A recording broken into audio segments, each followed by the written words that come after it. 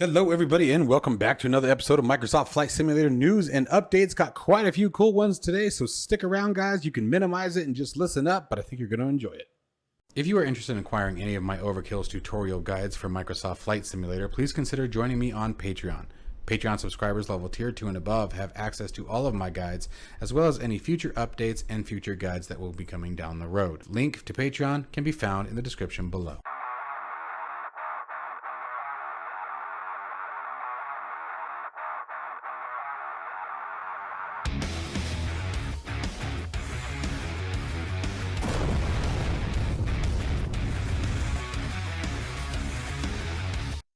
All right, so first up on our list is FSG Team releases a GSX Pro update. Now, guys, I was super excited when GSX first launched it. As you've probably noticed in my previous videos, most recent videos, I haven't been using it very much, and that's because I have to agree, unfortunately, with many of you guys who were experiencing a ton of bugs and really odd behavior with GSX. I was super excited when it first launched, and I was very, very happy that it was finally put into Microsoft Flight Simulator, but found myself to be fairly disappointed with the performance. However, in this very large update that has come to GSX Pro, many of the bugs and performance issues have been resolved, as well as some new features that are coming down the line, and then also some news about what is yet to come. So some of the new features that we have is the ability to bind through key binding the GSX menu. Now, by default, this is going to be Control Shift and F12. However, you have the ability to set it up to whatever you'd like. So if you have a binding on your HOTAS or control scheme or whatever that you want to assign it to, you're able to do that, which will make that communication seem much more seamless, which I'm pretty impressed with. I think key bindings are critical in flight simulation. Anything that I've stated before, anything that keeps you away from the keyboard and mouse, I think really just adds that much more immersion. They also added a few new airlines to the programming. You have Iran Air, Iraqi Airways, and Al Burhan. I hope I said that right. Now, one of the things, as I said, they have addressed many of the issues that were occurring with GSX. One of them that they've labeled here is that the door is not automatically closing once certain services have completed. They're also addressing the fact that the low wing refueling needs to be addressed. They are aware of that, and that is one of the things that is soon to be coming down the line, as well as introducing or integrating with the Nav Data API released with Sim Update 10. Now, the advantage to that is that GSX Pro will no longer have to store or cache any of the airport data. All that information will be gathered from the nav data directly from the simulator, which will increase performance because it's less storage that is required to be read, and hopefully make things a bit lighter on the PC. Now, one of the other things that they're also working on is that the ability to maintain the GSX window in VR or multi-monitor support. Now, there's a full list of the changelog here that can be shown on the screen if you guys are interested, or as always, there will be a link to this article down in the description below. But it is really nice to see that this update has come down the line. I was actually getting kind of concerned because there was such little word from the FS Dream Team in regard to GSX since its initial release. And there were a lot of major bugs and performance issues that were really hindering, I think, a lot of people from using it. So we'll definitely be testing this out on the channel over the next few days and seeing just exactly what kind of performance increase we've gained, and if it's viable to bring it back into your simulator. Okay, and this next one is just a quick update on FlightSimExpo 2023. Now, I got to go a few years ago when it was in Vegas, and it was a really great time, and we, being Overkill Simulations, are planning on attending this one in Houston, Texas in June of 2023. FlightSimExpo is always a ton of fun. Now, they're starting to break out the details to the venues. Friday the 23rd, of June will be a full afternoon of seminars and a number of developers and speakers. So you guys get to learn some information as far as whether it be flight aviation itself or just about new equipment and things that are coming down the line. Now, one of the really cool things that I really enjoyed about the last one is, especially during the weekend events, is that you can actually go in and learn real aircraft procedures, and as well as actually get hands-on time with some of the new hardware equipment that's coming out, and even just some of the best that's maybe been out for a while, but you haven't had the chance to try out. It was actually at FlightSimExpo that I discovered my TPR rudder pedals. They had a demo station there for the TPRs, and I actually got to sit down and try them out. And from there on, I was sold, and it was just a matter from that point on of saving up to get them because they were definitely expensive. But it is a really, really great time. Now, one of the cool things there is that, so on Friday the 23rd, when you arrive, if you want to come in early in the morning, then you'll have the afternoon of the seminars that will be at the Doubletree Houston Hobby Hotel. And then from there, on the weekend, it will move over to the Lone Star Flight Museum. So not only is it an expo, but you also get to walk around an air museum and see some of the really amazing aircraft that are still there. Now, some of the things that can be considered, there are 2 hotels right now that have a partnership going on with the Flight Expo. You have the Doubletree by Hilton, and then Houston Marriott South, which are both by Houston Hobby Airport. The Doubletree rates start at $109 per night, and while Marriott South starts at $89 per night. Now, one of the things that they do label out here, and I want to make sure to touch on, is that you will have free shuttle service to and from the expo event. So that's pretty awesome.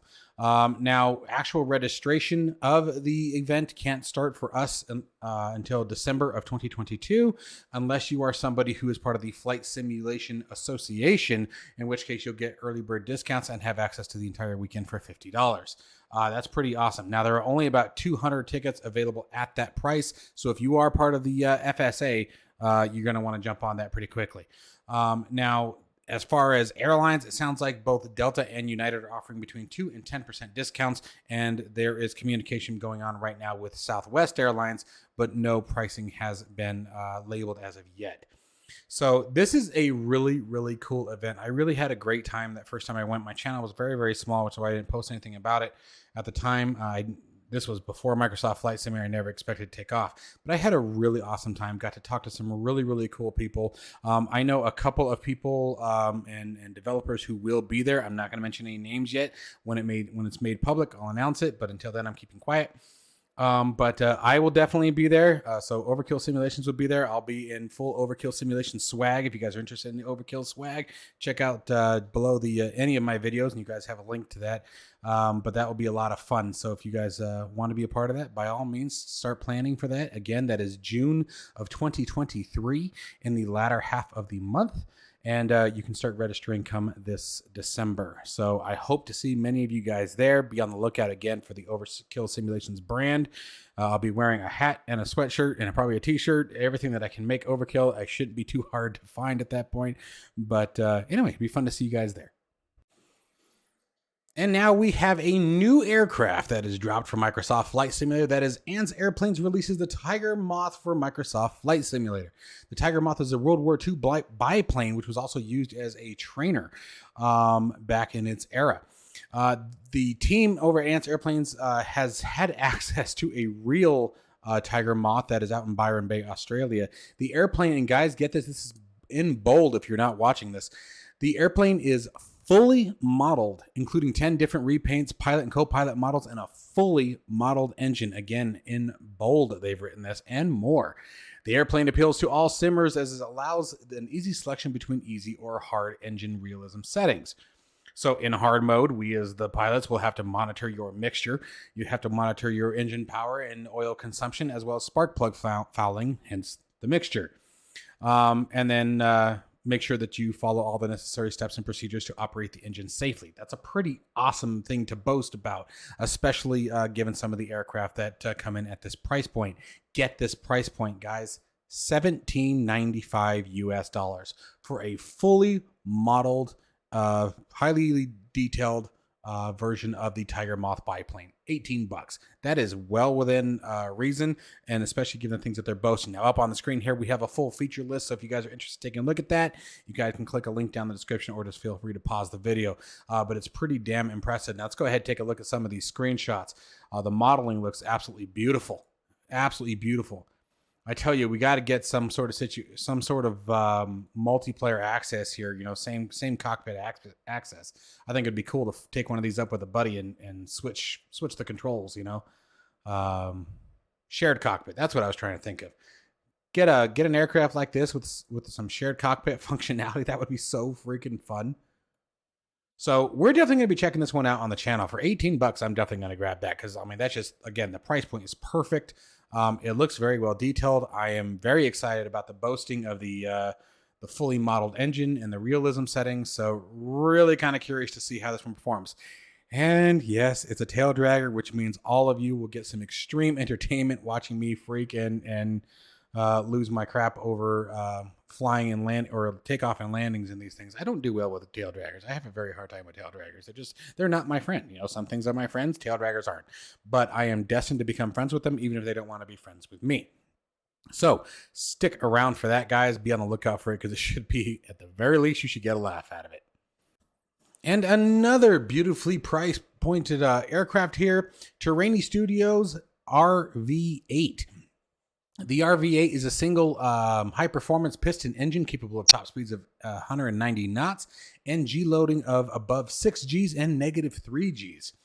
Terrainy Studios boasts an input from real RV8 pilots was a crucial part of the development of this particular aircraft, therefore stating that it is highly detailed and basically as close to realistic as they can make is what it's sounding like here, from at least my interpretation from this article.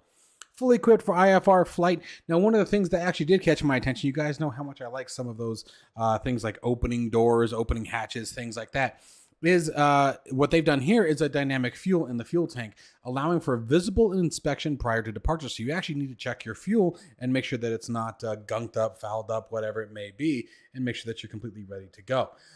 Pretty exciting stuff. So again, it's another high performance aircraft. We do have quite a few of those in Microsoft Flight Simulator, so you could do a couple of different things here is the way I picture this.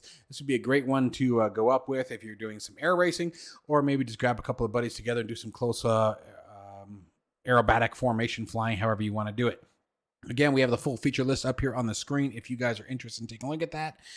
We do have VR compatibility and optimized performance as two of the features that are highly listed there. The optimized performance obviously is the one that grabs my most attention, as well as the accurate flight model developed alongside real RV8 pilots. So now, the unfortunate part for me, once again, is it's a tail dragger, but that just seems to be the nature of the beast lately. So apparently, at some point, I'm going to have to learn how to fly the darn things correctly. This aircraft comes in at a very comfortable 19.99 euros. So if memory serves, that's just under $20 for us. But every time I try to say that, I get it wrong, and I don't go to Google to look it up. So it's just a matter of one of you guys, I'm sure, will correct me in the comments below. But keeps it fun. At least you guys are aware that it's out there. This is another one I think we'll be checking out, but I think I'm going to check out the biplane first, and we'll see what goes on down the road. I already have a couple of the high-performance aircraft, so it's sort of getting to that point where it's like, which one do you want now? And maybe one of you guys picks it up. Let us know in the comments below how it compares to some of the other performance aircraft that we have in the simulator today. And finally, a little bit of information on the Iris Simulations PC-21. We get some first looks at the cockpit. Now, one of the things that I want to make sure we point out to you guys on this one is that they are focusing very, very highly on both the systems and the overall modeling of the aircraft, making sure to have the dynamic lighting, shadowing, and 3D displays as accurate as possible, even right down to custom placards that are extremely visible and legible. Now, I will give them absolute credit for that. As silly as that sounds, one of the aircraft that I do remember trying to read the placards on that can be very difficult, even when it's first released, was the PMDG 737, and even back in the initial days of the Flybywire A320. The placards were sort of hard to read. So getting, your flap restrictions, airspeed restrictions, things like that, could be sort of a challenge. Now look at the development progress of this cockpit though. Holy mercy. That is some extreme detail. I'm loving the lighting that they were boasting about, and the shading is just perfect. Everything has a very clear three-dimensional depth to it. And clearly no detail is being left unturned here. Right down to the screw heads that are there on the side panel, the texturing down on the side wall, and then getting down into all of the different details on the forward panel. I wish it wasn't a fully glass cockpit screen or glass cockpit aircraft. Kind of miss the old gauges, but that's just the nature of the aircraft. There's nothing wrong with that. It's just, that's sort of a turnoff for me at this point. But I will definitely be picking this one up simply because of the nature of what it is as a military trainer. I think it's going to be a ton of fun to fly. Again, though, I wish this was another aircraft where they would offer some sort of shared cockpit. This would be an absolutely amazing experience. Now, unfortunately, I don't believe we have any kind of price point as far as this aircraft goes as of yet. The only thing they are posting, though, also is that you will be able to use it very comfortably in VR.